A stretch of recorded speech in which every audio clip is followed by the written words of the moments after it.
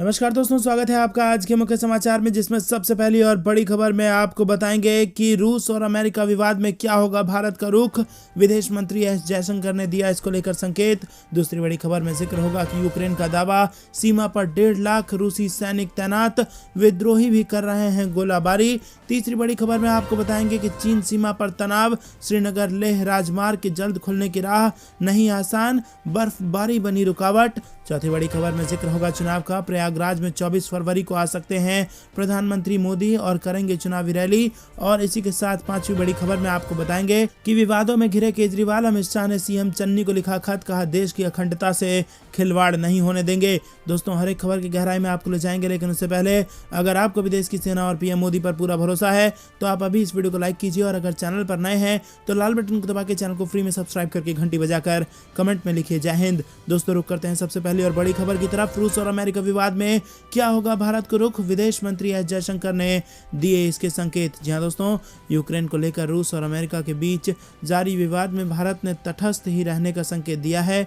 मौजूदा व दीर्घकालिक हितों को देखते हुए अभी भारत के लिए अमेरिका व रूस दोनों की जरूरत है। ऐसे में भारत किसी भी एक देश पर अभी दाव लगाने से बचने की रणनीति भारत ने अपना रखी है। कूटनीतिक स्तर पर भारत अमेरिका व रूस के साथ लगातार संपर्क में है और दोनों देशों को अपनी स्थिति साफ तौर पर बता रहा है। इसी बीच भारत यूक्रेन प्रकरण में यूरोपीय देशों की अहमियत को देखते हुए उनके साथ भी लगातार संपर्क बनाकर रखे हुए है। विदेश मंत्री देर रात 5 दिनों की यात्रा पर जर्मनी व फ्रांस के लिए रवाना हो रहे हैं, जहां उनकी दूसरे यूरोपीय देश के विदेश मंत्रियों के साथ वार्ता होगी। उधर संयुक्त राष्ट्र सुरक्षा परिषद में भारत ने पिछले कुछ घंटों के भीतर परिचर्चा में हिस्सा लेते हुए 2 बार अपने पक्ष सामने रखे हैं। भारत ने सभी पक्षों से आग्रह किया है कि यूक्रेन संकट का समाधान समझौते की भावना के मुताबिक होनी चाहिए। दोस्तों, रुक करते हैं अगली बड़ी खबर की तरफ। यूक्रेन का दावा, सीमा पर 1.5 लाख रूसी सैनिक तैनात, विद्रोही भी कर रहे हैं गोलीबारी। जी हां दोस्तों, आपको बता दें कि यूक्रेन के रक्षा मंत्री ओलेक्सी रेजनिकोव ने कहा है कि रूस ने यूक्रेन के चारों ओर अपने सैन्य स्टेशनों की संख्या बढ़ाकर 1,49,000 तक कर दी है। यूक्रेन ने बताया कि रूसी सैनिकों के साथ रूस समर्थित विद्रोही भी सीमा से सटे गांव पर गोलाबारी कर रहे हैं। दोस्तों, रुक करते हैं अगली बड़ी खबर की तरफ। चीन सीमा पर तनाव, श्रीनगर लेह राजमार्ग के जल्द खुलने की राह नहीं आसान, बर्फबारी बनी रुकावट। जी हां दोस्तों, लद्दाख सेक्टर में चीनी सीमा पर 2 साल से जारी तनातनी के माहौल के बीच LAC तक सप्लाई को निर्बाध जारी रखने की खातिर 434 किलोमीटर लंबे श्रीनगर लेह राजमार्ग को खुला रखना सीमा सड़क संगठन के लिए चुनौती साबित हो रहा है।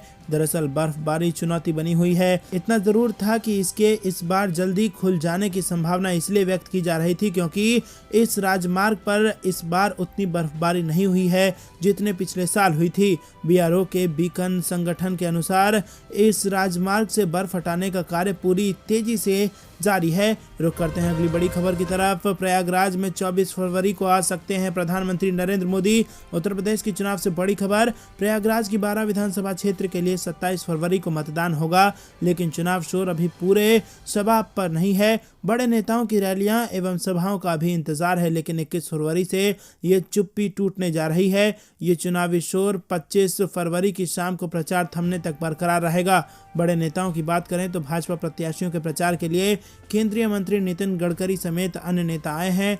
अन्य दलों के प्रत्याशियों को अभी बड़े नेताओं का इंतजार है। चूंकि 20 फरवरी को तीसरे तथा 23 को चौथे चरण का मतदान है, इस तरह से चौथे चरण के मतदान के लिए 21 फरवरी की शाम को प्रचार बंद हो जाएगा। ऐसे में इसके बाद यहां बड़े नेताओं की रैलियां एवं सभाओं की बात की जा रही है। 21 फरवरी को बसपा प्रमुख मायावती की सभा घोषित है। वहीं 24 फरवरी को मऊ में प्रधानमंत्री नरेंद्र मोदी की रैली संभावित है। सपा के राष्ट्रीय अध्यक्ष अखिलेश यादव और पूर्व सांसद डिंपल यादव की सभा और रोड शो भी संभावित है। रुक करते हैं अगली बड़ी खबर की तरफ। विवादों में फंसे केजरीवाल, अमित शाह ने सीएम चन्नी को लिखा खत, कहा देश की अखंडता से खिलवाड़ नहीं होने देंगे। जी हां दोस्तों, आम आदमी पार्टी संयोजक और दिल्ली के मुख्यमंत्री को लेकर कुमार विश्वास के दावे पर सियासी घमासान तेज होता जा रहा है। इसे लेकर भाजपा और कांग्रेस दोनों केजरीवाल पर हमलावर हैं। पंजाब के मुख्यमंत्री चरणजीत सिंह चन्नी ने इस संबंध में गृह मंत्री अमित शाह को चिट्ठी लिखकर गंभीर आरोप लगाए हैं। अमित शाह ने इसका जवाब दिया है।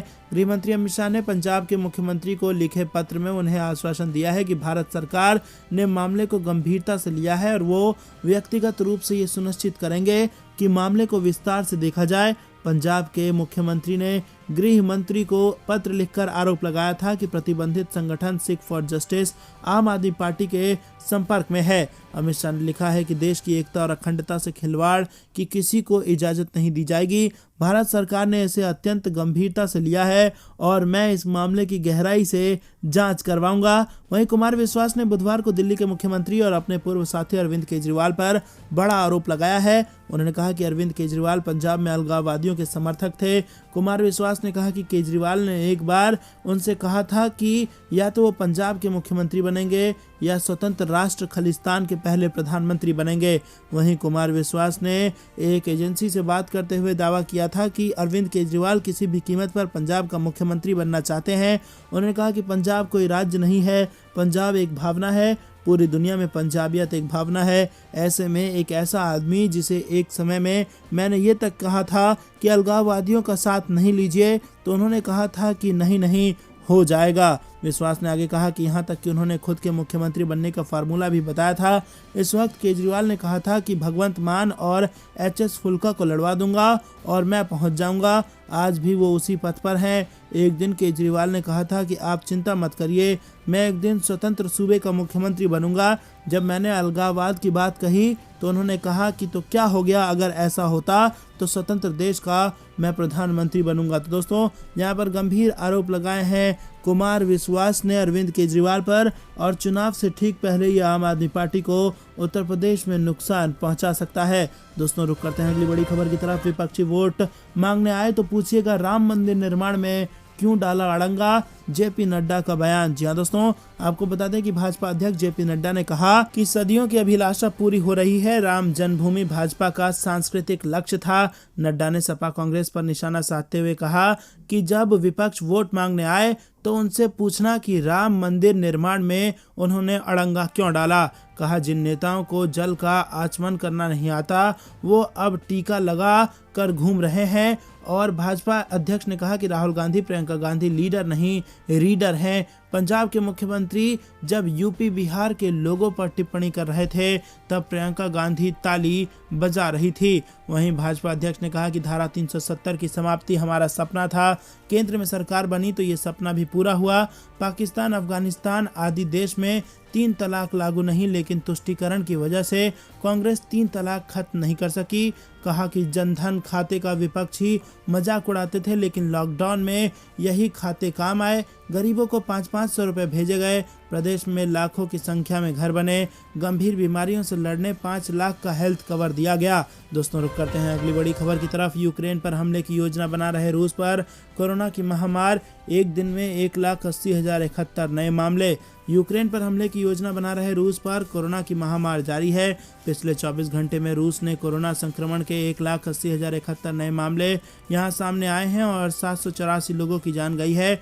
मामले की जानकारी फेडरल रिस्पांस केंद्र ने शुक्रवार को दी। रूस में कोरोना महामारी का प्रकोप जारी है। शुक्रवार को फेडरल रिस्पांस केंद्र ने जानकारी दी है कि यहां 1,80,071 नए कोविड-19 मामले की पहचान की गई और 784 लोगों की मौत हो गई है। इसके साथ ही 1,98,369 कोरोना मरीज को देश भर के अस्पतालों से बीते 24 घंटे में छुट्टी दे दी गई है। पिछले दिन की तुलना में 7.2% की वृद्धि की गई, जब 1,85,082 मरीज कोविड-19 से स्वस्थ हो गए। रुक करते हैं अगली बड़ी खबर की तरफ। यूक्रेन में फंसे भारतीयों की मदद के लिए आगे आया एयर इंडिया और इस तारीख से फिर शुरू करेगा उड़ानें। जी हां दोस्तों, यूक्रेन में बिगड़ते हालात के बीच एयर इंडिया ने एक बड़ा कदम उठाया है। एयर इंडिया ने शुक्रवार को ऐलान किया कि वो इस महीने के अंत में भारत और यूक्रेन के बीच 3 उड़ानें संचालित करेगी। ये बयान ऐसे समय में आया है जब अमेरिका और उसके नाटो सहयोगी ने यूक्रेन पर रूस रूसी आक्रमण की संभावना की चेतावनी दी है। विमानन कंपनी ने बताया कि ये उड़ान 22, 24 और 26 फरवरी को यूक्रेन रवाना की जाएंगी।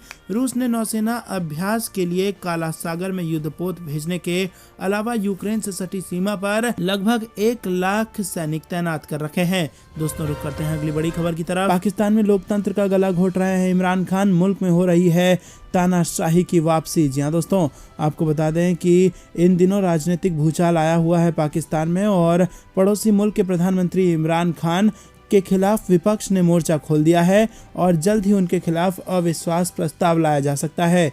इसी बीच पाकिस्तान में तानाशाही का दौर फिर से वापस लौट आने के संकेत मिल रहे हैं, ऐसा विपक्ष का कहना है। दरअसल पाकिस्तान पीपल्स पार्टी के अध्यक्ष बिलावल भुट्टो जरदारी ने इमरान खान की आलोचना की है। उन्होंने कहा कि पाकिस्तान लोकतंत्र से दूर जा रहा है और इमरान खान के नेतृत्व में मुल्क तानाशाही की ओर आगे बढ़ रहा है। वहीं जियो न्यूज़ की रिपोर्ट के मुताबिक बिलावल ने कहा है कि वो जनता को दिखाएंगे कि कौन चुनी हुई सरकार के साथ खड़ा है और कौन संसद के साथ खड़ा है। उन्होंने आगे कहा कि संसद का हर सदस्य इमरान खान के नेतृत्व वाली सरकार के खिलाफ अविश्वास प्रस्ताव लाने के लिए अभियान चलाएगा। बिलावल ने कहा कि हम जनता को दिखाएंगे कि आर्थिक संकट और लोकतांत्रिक गिरावट के दौरान उनके साथ कौन खड़ा है। रुक करते हैं अगली बड़ी खबर की तरफ।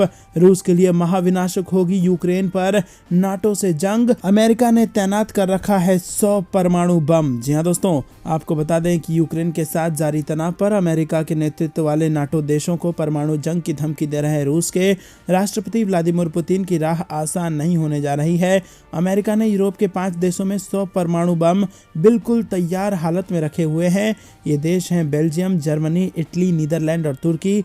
यही नहीं, इन परमाणु बमों को दागने के लिए अमेरिका ने F-16 समेत अन्य लड़ाकू विमानों को भी यूरोपीय अड्डों पर तैनात कर रखा है। इसके अलावा अमेरिका ने यूक्रेन तनाव को देखते हुए अपने B-52 परमाणु बम्बर को भी ब्रिटेन की हवाई ठिकानों पर भेजा हुआ है। अमेरिका अपने नए परमाणु बम B-61-12 को भी बहुत तेजी से तैयार कर रही है, जिसे साल 2023 तक यूरोप में भी तैनात कर दिया जाएगा। ये परमाणु बम अमेरिका के सबसे घातक F-35 लड़ाकू विमानों से गिराए जा सकते हैं। रुक करते हैं अगली बड़ी खबर की तरफ। जिनपिंग के हाथों से फिसल सकती है चीन की सत्ता। जी हाँ दोस्तों, पूरी दुनिया में चीन अपनी मक्कारियों और चालबाजियों के लिए जाना जाता है।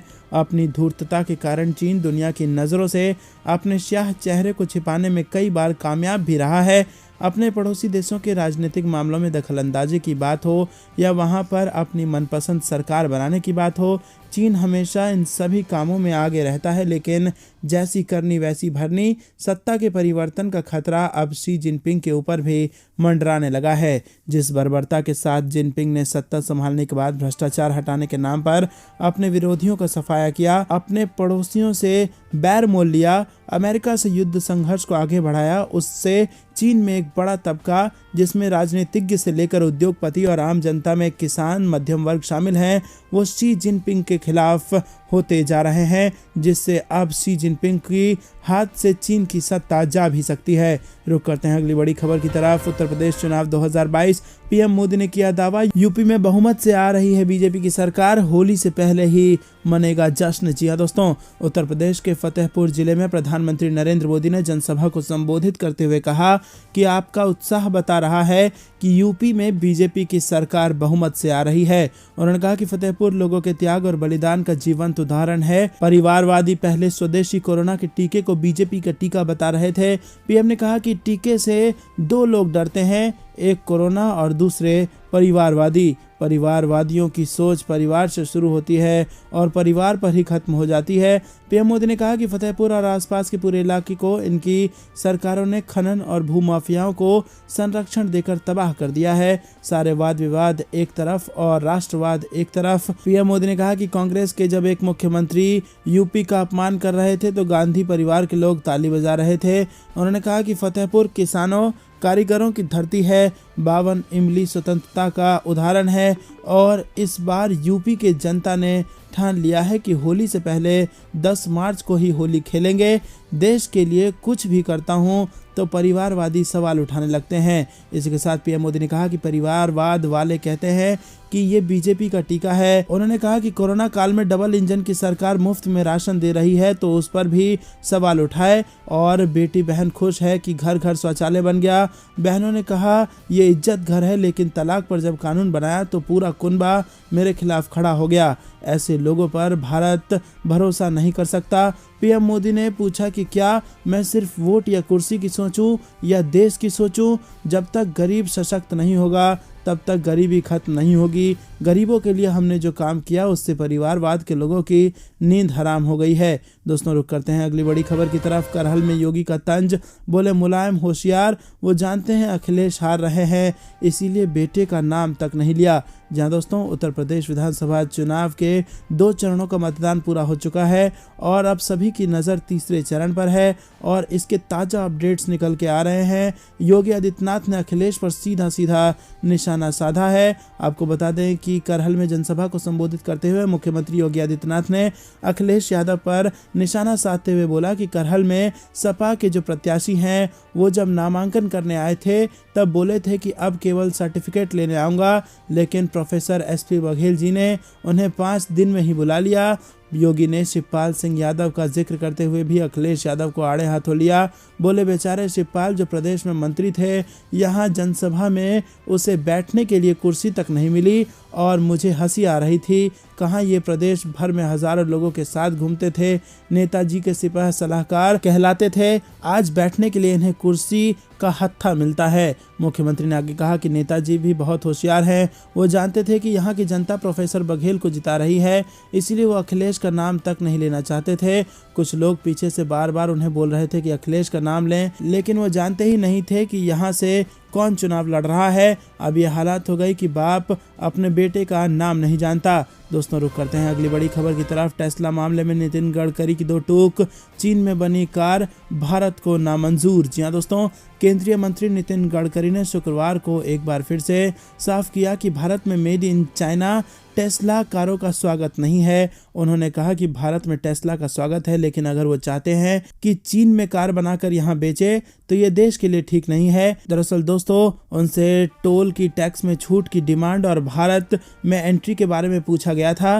केंद्रीय मंत्री ने कहा कि जब भी लोग मुझसे मिलते हैं मैं उन्हें बताता हूँ कि भारत एक बड़ा बाजार है और जो यहाँ नहीं है वो मौका खो रहे हैं। एक फैक्ट ये है कि पहले से ही BMW, हुंडई, टोयोटा ने ये सभी कंपनियां अच्छी क्वालिटी के साथ आ रही हैं और रिसर्च कर रही हैं। यहाँ तक कि टाटा और महिंद्रा जैसी भारतीय कंपनियां एक रिसर्च पर काम कर रही हैं। नई टेक्नोलॉजी से बिजली को ईंधन के रूप में यूज किया जा रहा है। रुक करते हैं अगली बड़ी खबर की तरफ। ओमिक्रॉन की लहर हुई हल्की, लेकिन BA.2 से सावधान रहने की जरूरत, WHO ने दी चेतावनी। जी हाँ दोस्तों, महामारी की तीसरी लहर के लिए जिम्मेदार ओमिक्रॉन वेरिएंट अब दुनिया भर में हल्का पड़ता नजर आ रहा है। कई देश अब कोरोना संक्रमण रोकने पर सख्त प्रतिबंध हटा रहे हैं, लेकिन विश्व स्वास्थ्य संगठन के एक अधिकारी ने ओमिक्रॉन के बदले स्वरूप BA.1 और BA.2 पर चिंता जताई है। WHO की तरफ से ट्विटर पर जारी एक वीडियो में कहा गया है कि ओमिक्रॉन वायरस बदल रहा है और कई उपस्वरूप बना रहा है। हम इन्हें ट्रैक कर रहे हैं। अब हमारे सामने BA.1, BA.1.1 और BA.2 एंड BA.3 है। ये बेहद अविश्वसनीय है कि कैसे ओमिक्रॉन के ताज़ा वेरिएंट की चिंता दुनिया में डेल्टा से अधिक हो रही है। दोस्तों रुक करते हैं अगली बड़ी खबर की तरफ, जो कि मौसम विभाग से आ रही है। ठंड के बाद अब कई राज्यों में बारिश का अलर्ट। मौसम का हाल आपको बता दें कि देश भर में ठंड का दौर अब लगभग खत्म हो गया है। अगले कुछ हफ्ते के दौरान तापमान बढ़ने के आसार हैं। इसी बीच मौसम विभाग ने बारिश को लेकर अलर्ट जारी किया है। देश के उत्तर पूर्व राज्यों में बारिश हो सकती है। अगले 5 दिनों के दौरान पश्चिम बंगाल और सिक्किम में बारिश होगी। साथ ही झारखंड, उड़ीसा और बिहार में भी 2020-21 फरवरी को बारिश हो सकती है। स्काईमेट वेदर के मुताबिक मध्य और पूर्वी भारत दोनों क्षेत्रों में बारिश होने की संभावना है।